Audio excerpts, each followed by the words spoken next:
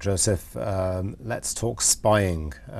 We've had numbers this week from Cisco that weren't very good at all. Does Edward Snowden have any part to play in this? Cisco says not, but then they would say that, wouldn't they? You know, in the world of spying and intrigue.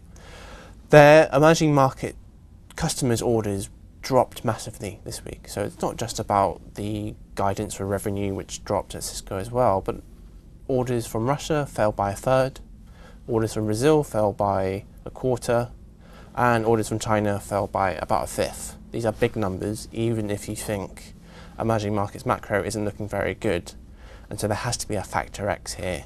And I think it has to be the NSA, not least because the Brazilian and Russian governments have lost no opportunity to attack the US over what the NSA is alleged to have done, which is to find a backdoor in any kind of internet infrastructure.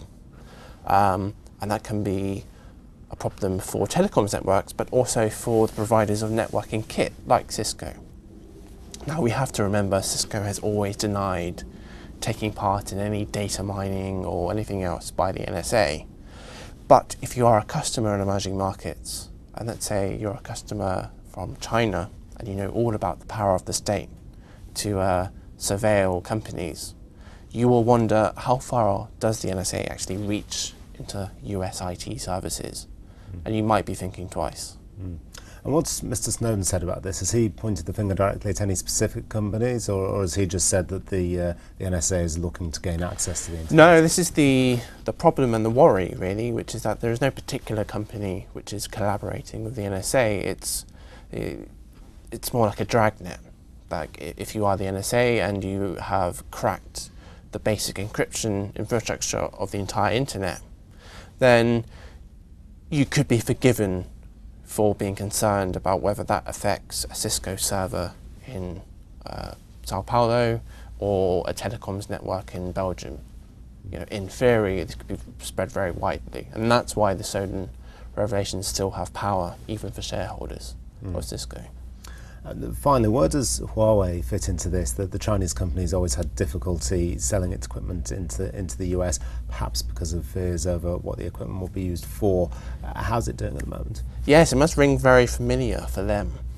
They've never been accused of spying directly, but the concern raised by the US Senate, for example, has been what Cisco now faces, which is that the Chinese government could interfere with their kit, even if they aren't complicit in that.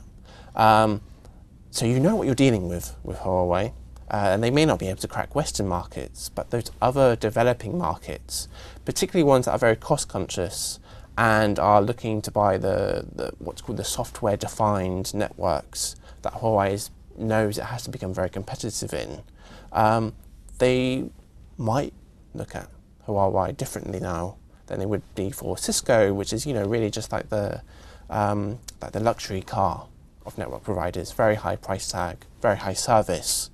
But if you are worried about an NSA mole along with that price tag, then maybe you should be looking at somewhere local like Huawei. Well, I guess whether they like it or not, these big network infrastructure companies have been dragged into the growing debate over spying and what the Americans are doing. Joseph, thank you very much.